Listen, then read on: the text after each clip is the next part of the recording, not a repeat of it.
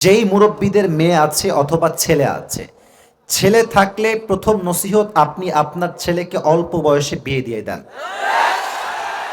Let me talk please, আমি হাসির জন্য, প্লিজ আগে ঠিক না, আগে কথা শোনেন। আপনি যদি আপনার ছেলেকে অল্প বয়সে বিয়ে দিয়ে দেন, এতে করে আপনার কেয়ামত, আপনার হাসর, আপনার নাশর নিজেই সুন্দর করে দিবে। যুবক ভাইরা, আপনি বিয়ে দিবেন না, আপনার ছেলে পার্কে যাবে, প্রেম করবে, জেনা করবে, যা করবে প্রত্যেকটা দায়ভার আপনার কবলে যাবে আব্বাজান। যদি ছেলে থাকে কথাই এটা। যদি মেয়ে থাকে, যদি আপনার কোনো মেয়ে থাকে যে যুবতী, বিবাহের বয়স হয়ে গিয়েছে, ওয়াল্লাহি আল্লাহর নামে শপথ করে বলছে আমার প্রিয় আব্বাজান, মুরব্বী আব্বাজান, মেয়েকে বিয়ে দেওয়ার সময় সরকারি চাকরিওয়ালার চাইতে চরিত্রবান যুবককে আপনার বেশি প্রায়োরিটি দেওয়া লাগবে। আপনি যে যুবককে দেখছেন আজকে টাকা নাই, ব্যবসা নাই, জব নাই, আজকের জিরো কালকে হিরো তো হতে পারে। যুবক ভাইরা, আপনি বিয়ে দিবেন না কেন? কি সমস্যা? টাকা পাবেন, ওই টাকলার সঙ্গে বিয়ে হবে, টাকাও পাবে, গাড়িও পাবে, বাড়িও পাবে, মনের শান্তি কখনো সেই মেয়েটা খুঁজে পাবে না। বাপকে কি বলো, মেয়েরাই তো সব উল্টা পাল্টা। বাপের কোনো দোষ নাই। মা তুমি কি এই ছেলেকে বিয়ে করবা, দিনদার খুব ভালো, বা पैसा नहीं है तो मैं शादी करना नहीं चाहता। অনেক মেয়েরা বলে যে বাটপার তো সবাই হয়, তো টিনের বাড়িতে কান্না করার চাইতে বিএমডাব্লিউ তো কান্না করবো। আরে এগুলো উপরে ফিটফাট, ভেতরে পুরোটাই সদরঘাট। আমার প্রিয় আব্বাজান, মেয়ে থাকলে বিয়ে দিবেন তার সঙ্গে যার চেহারায় নবীর সুন্নাহ আছে, যার আদর্শে নবীর আদর্শ আছে। ঠিক কিনা বলো? আল্লাহ আমাদেরকে বোঝার তৌফিক দান করুন। সকলে পড়া আমিন। দ্বিতীয় কথা আমার কলিজার টুকরা যুবক ভাইদের জন্য। যুবক ভাইরা, আমার চেহারার দিকে সবাই লুক অ্যাট মাই ফেস। আমার হাতে দেখো, এইটা আমার হাতে কি? আমি কিন্তু এটা সাইডে রাখছি, আবারও বলছি, এটা আমার মুখে কি? মাশাআল্লাহ। আমাকে বলেন তো, দাড়ি রেখে না, একদম ঝাড়ি মারার জন্য আমি আসি না। আমি আবারও বলছি, আমি ঝাড়ি মারার লোক একদম না। কোনো সাউন্ড করবেন না। আমাকে দাড়ি রেখে মাগুরার ভাইরা খারাপ লাগতেছে? শুনি নাই, আবারও শুনি নাই। আনস্মার্ট লাগতেছে? খ্যাত লাগতেছে নাকি? বিশ্বাস রাখেন যুবক ভাইরা, যে দাড়ি রাখে সেই সবচেয়ে বেশি স্মার্ট, হ্যান্ডসাম। আর যেই মেয়ে তোমাকে দাড়ি রেখে বলবে যে तुम मुझे पसंद नहीं हो इसलिए कि तुम्हारे चेहरे में दाढ़ी है, मैं ये कहना चाहता हूं कि तुम मेरे बीवी बनने के लायक ही नहीं हो। আরে যেই মেয়ে দাড়ি রেখে আমাকে বিয়ে করবে সেই তো আমার বউ হওয়ার যোগ্যতা রাখে। যেই মেয়ে আমাকে দাড়ি রেখে বিয়ে করতে চাইবে না, সোজা কাট টু কাট ক্রিস্টাল ক্লিয়ার কথা, যেই মেয়ে নবীর সুন্নাহ দেখে বিয়ে করতে চায় না, সে আমার বউ হওয়ার যোগ্যতাই তো যুবক ভাইরা রাখে না। আজ থেকে দাড়িটা দেখে দাও। ওইদিকে ইনশাল্লাহ, এদিকে কেউ ইনশাল্লাহ কয় নাই, শুনি নাই। और भी जोर से बोलो इंशाअल्लाह। আল্লাহ সবাইকে দাড়িওয়ালা যুবক হিসেবে কবুল করুক, পড়া আমিন। 3 নাম্বার কথা শর্টকাটে মা বোনদের জন্য বলছে। আমার প্রিয় মায়েরা, বোনেরা, অনেকে ফেসবুক চালাচ্ছে আমি জানি, ভিতরে বসে বসে ফেসবুক চালায়, স্বামীকে মেসেজ দেয়, অনেকে বয়ফ্রেন্ডকেও মেসেজ দেয়। এখানে বয়ফ্রেন্ড বসে আছে। বাটপারি কোন লেভেলে গেছে আপনি চিন্তা করতে পারেন? আমাকে এক মিডিয়ার ছেলে বলছে, হুজুর কয়টা দুঃখের কথা বলো, কোরআন আমার হাতে। বলতে, হুজুর আপনি ওয়াজে বসে আছেন, ছেলে এখানে মাহফিলে এসে ভিডিও কলে আপনার গার্লফ্রেন্ডকে দেখাচ্ছে। এদের আসলে লাজ লজ্জা শরম কিছুই নাই যুবক ভাইয়েরা, ঠিক কিনা বলো? প্রিয় মায়েরা, বোনেরা, মাথার কানটা খাড়া করা। আপনাদের জন্য উদ্দেশ্য একটাই, মেসেজ দেওয়া আমার, বোরকা না পড়ে নিজেকে খুব বেশি আহামরি সুন্দরী মডার্ন ভাবতে যাবেন না। আপনার চরিত্র এমন ভাবে যুবকরা নষ্ট করবে যে আপনার সতীত্ব তো হারাবে, বাট যার মাধ্যমে সতীত্ব হারাবে আপনার কথা মাইন্ডে নেবেন না, সেই যুবক আপনাকে বিয়ে তো করবেই না, ও দিন সে বোরকাওয়ালি চরিত্রবান মেয়েকে খুঁজেই বের করবে। আমার কথা মাইন্ড করবেন না। আমি বোনদেরকে বলছি, আপনি পর্দাশীল হন। প্রত্যেকটা বাবার স্বপ্ন হবে আমার ছেলের বউটা হবে এমন পর্দাশীল নারী, ঠিক কিনা বলো? আজকালকার মাগুরায়, যশোরে, খুলনায় কিছু মেয়েরা এমন পোশাক পরে বের হয়, এতটা টাইট ফিটিং ড্রেস, এদের দেহের দিকে তাকালে যুবকদের চোখ নয়, মুরব্বীদের চোখটা পর্যন্ত নষ্ট হয়ে যায়।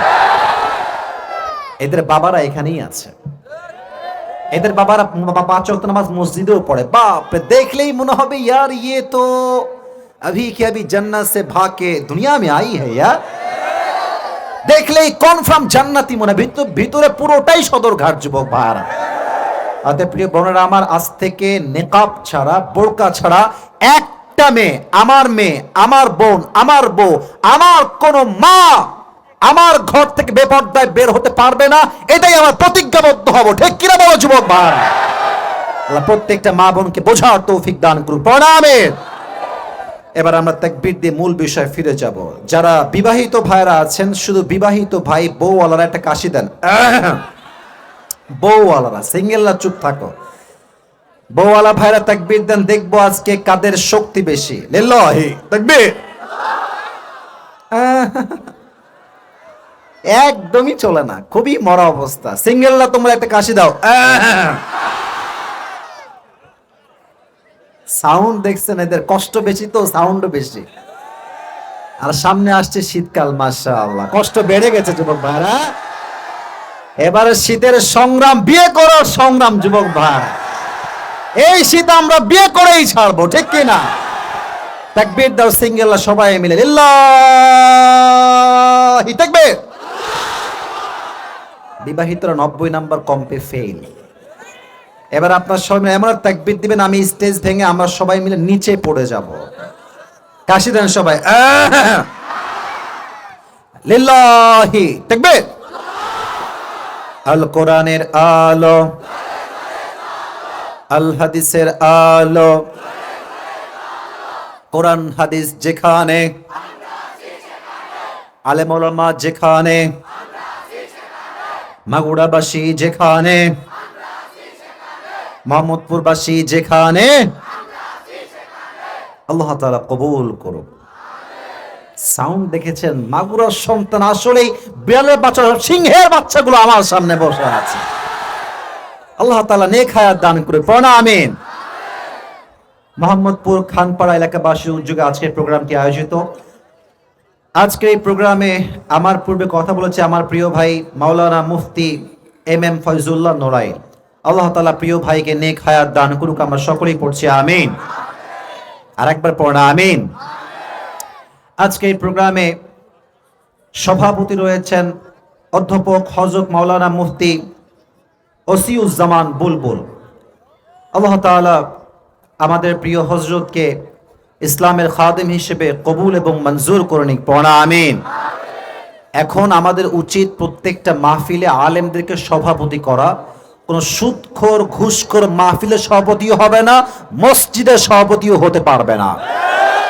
আল্লাহ হুজুরকে নেক হায়াত দান করে দিই। সকলেই আমরা মন খুলে পড়ছি আমিন। আমার এই ডেট অনেক আগে নিয়েছে আমার ভাই, ভাইয়ের নাম যেন কি ভাই? আলী ইমরান খান ভাই। আমার প্রায় অনেক দিন আগে কল দিয়েছে ডেট নেওয়ার জন্য। ভাইকে আমরা প্রথমত অ্যাপ্রিসিয়েট করছি। প্রিয় ভাই ডেট নিয়েছে বিধায় আমি আসিফ আজকে এখানে আসতে পেরেছি। এটা হচ্ছে ওয়াসিলা, এটাই হচ্ছে মাধ্যম। আমার প্রিয় আলী ইমরান ভাইকে আল্লাহ তাআলা ইসলামের খাদেম হিসেবে ওমরে ফারুক রাদিয়াল্লাহু তাআলা আনহুর মতো কবুল করুক। আরেকবার পড়া আমিন। আমি আজকে একটা আপনাদের জন্য গিফট নিয়ে আসছি। আমার একটা স্পেশাল গিফট, আমি বের করলে বুঝবা। এটা হচ্ছে আমার একটা নিজের পার্সোনাল ইউজ করার টুপি। এই টুপিটা আমি নিয়ে আসছি পাকিস্তান থেকে আমার জন্য। আমি 2-1 দিন পুরস্কার দিয়েছি অলরেডি ভালো ভালো জায়গাগুলোতে। আমি মাগুরায় আসছি এই বছরে প্রথম। গত বছর একবার আসছিলাম অন্য জায়গাতে, এখানে আসি না, এই মাঠে আসি নাই। তো এই টুপিটা জানি খুব দামি না, বাট আমার যে মেজারমেন্ট, মানে আমার মাথার যে সাইজ, এই অনুযায়ী পাকিস্তান থেকে অর্ডার দিয়েছিলাম। ঢাকা থেকে আমি নিয়েছি, পাকিস্তান থেকে আসছে, সেটা আমি নিজে আজকে এখানে নিয়ে আসছি। কেন নিয়ে আসছি জানেন? অনেক যুবক মাহফিল থেকে ফেরার পথে কেউ কোটি ধরে টান দেয়, কেউ জুব্বা ধরে টান দেয়, কেউ চশমা ধরেও টান দেয়, অনেকে টুপি ধরে টান দেওয়ার ট্রাই করে বাট পেরে ওঠে না। তো এটা হচ্ছে ভালোবাসার আবেগ, এখানে কোনো অহংকারের কিছু নাই। আমি এই টুপিটা আজকে নিয়ে আসছি গিফট দেওয়ার জন্য। তবে এটা পেতে হলে you need to have some qualification, এটা যোগ্যতা আপনার লাগবে। যোগ্যতাটা কি? এখন কোরআন থেকে আমি যে বিষয়ে ওয়াজ করব, যদি এখন থেকে নিয়ে শেষ পর্যন্ত কোনো যুবক, কোনো মুরব্বী, কোনো বাচ্চা, ইটস ওপেন ফর এভরিওয়ান। যদি বাচ্চা হয় তাও অ্যালাউড, যদি যুবক হয় তাও অ্যালাউড, যদি মুরব্বী হয় তাও অ্যালাউড, সবাই পারবে উত্তর দিতে। আমি ওয়াজ এখন থেকে যা যা করব, চাইলে আপনি মোবাইল ফোনে লিখতেও পারেন, not a big deal, mobile ফোনে লিখতে পারেন, অথবা আপনি চাইলে কাগজে কলমেও লিখতে পারেন। আমি শেষে গিয়ে আমার ওয়াজ থেকে কিছু প্রশ্ন ছুড়ে দিব, যেই যুবক দাঁড়াবে উত্তর দেওয়ার জন্য, সে উত্তর করতে পারলে তাকে আমি আমার এই টুপিটা হাদিয়া হিসেবে সবার সামনে সম্মানের সাথে পরিধান করায় দিব। ইনশাআল্লাহ বলবেন না? আরেকবার মাগুরার সাউন্ডে বলেন তো সবাই, ইনশাআল্লাহ। আল্লাহ তৌফিক দান করুক, পড়া আমিন। আজকে আলোচনা হবে সেই বিষয়ে, যেই বিষয়ে ওয়াজ করলে জীবনের কষ্ট দূর হবে, দুঃখ দূর হবে, এবং দেশ যেহেতু দ্বিতীয়বার স্বাধীন হয়েছে, এই দেশকে ইসলামের দেশ বানাতে চাইলে যেই গুণ লাগবে, সেই গুণকে কোরআন থেকে, হাদিস থেকে ব্যাখ্যা করে আমরা এই মাঠ ছাড়বো। ঠিক কিনা বলো? আজকে আলোচনার সোনামণি কয়ে যায় এটা, সাদা শার্ট, হ্যাঁ, এক নাম্বারও এলাও না এখানে। তুমি যুবক মিয়া, তুমি কোথায় এক নাম্বার করতে যাও? কেউ উঠে গেল, লুঙ্গির টাইনা ধরে আজকে বসাই দেওয়া লাগবে যুবক ভাইয়ারা। বেটা পুরো বছরে একটা দিন ওয়াজ মাহফিল, 1.5 ঘন্টা ওয়াজ না শুনে এই জমিন কেউ ছাড়তে পারবে না আজকের মাহফিলে। তাকবীর দেন, শেষ তাকবীর, লিল্লাহি তাকবীর। আলোচনার সেন্ট্রাল বা সাবজেক্ট ম্যাটার হচ্ছে সবর বা ধৈর্য। আমাকে যে বিষয় দেওয়া হয়েছে এখান থেকে আমি এটাকে নিয়েছি, সবর বা ধৈর্য। সূরাতুল আসরে আল্লাহ তাআলা বলেছেন, ইল্লাল্লাযীনা আমানু ওয়া আমিলুস সলিহাতি ওয়া তাওয়াসাউ বিল হক ওয়া তাওয়াসাউ বিস সবর। পৃথিবীর সমস্ত মানুষ ক্ষতিগ্রস্তের শামিল, বা 4 গুণের ব্যক্তি ছাড়া। 1, those who believe in Allah subhanahu wa ta'ala and his last messenger Muhammad সাল্লাল্লাহু আলাইহি ওয়াসাল্লাম, যারা ঈমান এনেছে তারা সফল। ওয়া আমিলুস সলিহাত, and those who did good deeds, যারা নেক আমল করেছে। 3, ওয়া তাওয়াসাউ বিল হক, যারা হকের পথে অবিচল ছিল। ওয়া তাওয়াসাউ বিস সবর, এবং যারা ধৈর্যশীল ছিল। এটাই আমার মূল হাইলাইটেড টপিক হবে আজকে। আজকে আলোচনার মূল বিষয় বস্তুর শব্দের নাম হচ্ছে সবর বা ধৈর্য। মাগুরার ভাইরা এক বাক্যে বলবেন, সবর বা। আমি সবার থেকে না শুনলে ওয়াজ করার একটা স্বাদ পাই না। বলেন সবাই, আজকে আলোচনার মূল বিষয় সবর বা। সবর বা। সবর মানে কি? সবর মানে হচ্ছে আমার জীবনে যত কষ্ট আসুক, যত ব্যথা আসুক, যত কষ্ট আমি পাই না কেন, আমার জীবনে যত কষ্ট আসবে বেশি, আমার আল্লাহর উপরে ভরসা হবেও তত বেশি। আচ্ছা, আমাদেরকে দেখেন, এই চেহারার দিকে তাকান। এই যে ভাই শুরু হয়েছে সেই সেপ্টেম্বর, অক্টোবর, নভেম্বর চলছে, একদম রোজার আগদিন পর্যন্ত এমনিই দৌড়াবো। যদি সবর না থাকতো, ওয়াল্লাহি একদিনের বেশি এই ময়দানে আমরা টিকে থাকতে পারতাম না যুবক ভাইরা। ঠিক কিনা বলো? আমি যাদেরকে দেখতে পাচ্ছি আমার এখানে হুজুর সহ, আলেম ওলামা সহ, ছাত্র ভাইয়ারাও আছেন, মাদ্রাসার ছাত্র, স্কুলের ছাত্র, কলেজের ছাত্র, সবাইকে আমি দেখে বুঝতেছি, আমি সহ, আসলে সত্য কথা বলতে আমরা সবাই কিন্তু মধ্যবিত্ত পরিবারের সন্তান, তাই না? আমাদের বাসায় বেশিরভাগ, আমার বাসাও টিনের বাসা, বাপ মা এখন টিনের বাসায় থাকে। মধ্যবিত্ত পরিবারের সন্তানরা হচ্ছে একটা ব্র্যান্ড টাইপের। কেমন ব্র্যান্ড দেখেন, ওদেরকে আপনি যদি এসির রুমে রাখেন তাও থাকতে পারবে, নন এসি দেন, এসি নাই তাও থাকতে পারবে, ছাদের বাসা তাও থাকতে পারবে, টিন নাই পানি পড়ে তাও থাকতে পারবে, সাইকেল দেন চালাবে, বাইক দেন চালাবে, কার দেন চালাবে, কিচ্ছু নাই হেঁটে যাবে।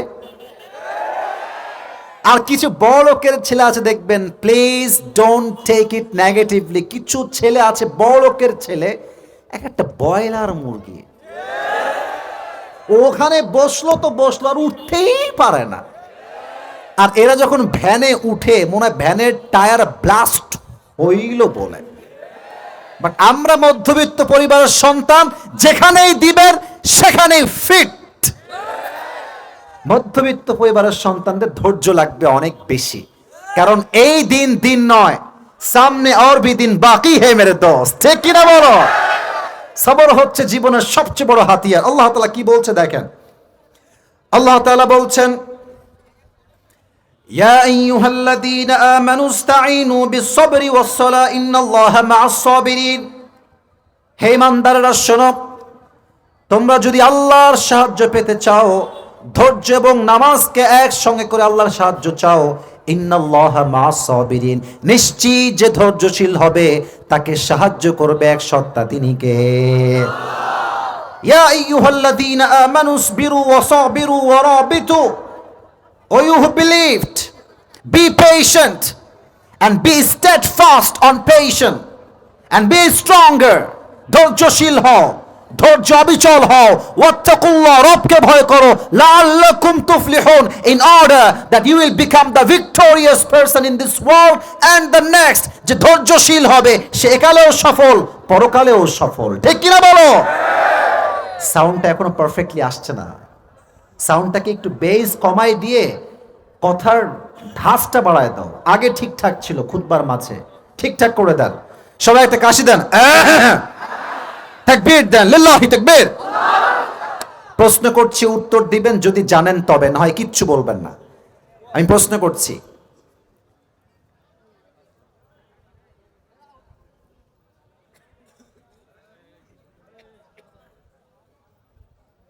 এতগুলো লোক সামনে একটাও কথা কয় না, দুইটা একটা কথা কয়। মেজাজটাকে কন্ট্রোলে রেখেছি ভাই, প্লিজ আর একটা শব্দ করবেন না। এতগুলো লোক কিন্তু চুল পরিমাণ আর ছাড় দিবে না আপনাদের কাউকে। এতগুলো লোক সামনে একটাও কথা কয় না, ডানে বামে কথা কয়, চুল পরিমাণ কোনো সাহস করবেন না কথা বলার। প্রশ্ন করছি, উত্তর দেন। বলেন তো, একজন নবী যাকে পোকা মাকড়ে খেয়েছে প্রায় 12 থেকে 18 বছর, অসুস্থ রোগী, সিক, নবীর নামটা কি, কে বলতে পারে? মাশাআল্লাহ, বসে পড়ো। আইয়ুব আলাইহিস সালাম। আচ্ছা বলেন তো, উনি 18 বছর পরে বলেছেন যে আল্লাহ তুমি এতটা জালেম, তুমি আমাকে এত রোগ দিলা, এত বছর রোগ দিলা, এরকম বলেছেন? শুনি নাই তো, এরকম বলেছেন? আইয়ুব বলছে, আল্লাহ إذ نادى ربه أني مسني الضر وأنت أرحم الراحمين। আয় আল্লাহ, আমি তো অনেক বড় রোগী, অনেক বড় সিক, অনেক বড় অসুস্থ একজন মানুষ, আর তুমি হলো রহমান, তুমি দয়াময়, তুমি মায়াময়। এখন ফায়সালা তোমার হাতে। ভাষার ধাঁচ দেখেন। আল্লাহ, আমি হলাম বিপদগ্রস্ত, তুমি হলো দয়াময়, আল্লাহ তুমি আমাকে শেফা দাও। It's not like that. কথার ভাঁজ কি বোঝা যায় মাগুরার ভাইয়েরা? আল্লাহ তুমি আমাকে অসুস্থ থেকে সুস্থ দান করো, না না না, আল্লাহ আমি রোগী, তুমি দয়াময়। তার মানে রোগী যদি আল্লাহর বান্দা হয় আর সে যদি দয়াময় হয়, তো দয়াময়ের সঙ্গে তো কাউকে কষ্টে দেখা মানা যায় না, ঠিক কিনা বলে? আল্লাহ বলছে, Ayub don't be upset, don't be frustrated, হতাশ হও না।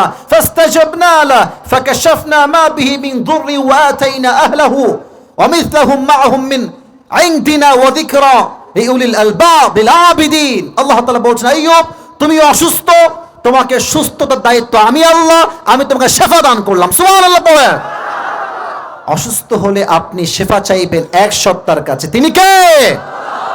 আর একটা প্রশ্ন করতে জবাব দেন। একজন নবীকে মাছে খেয়েছিল, সেই নবীর নামটা কি? একটা দোয়া তিনি মাছের পেটে পড়েছিলেন, কে বলতে পারে? আমি পড়ছি, পড়েন সবাই। লা ইলাহা ইল্লা আনতা সুবহানাকা ইন্নী কুনতু মিনাজ জালিমিন। এই দোয়া পড়ার সাথে সাথে তাকে মাছের পেট থেকে মুক্তি দিয়েছে একজন, তিনি কে? এবার উত্তর দেন। নবীজির ওয়াইফ বা বউ ছিল মোট কয়টা?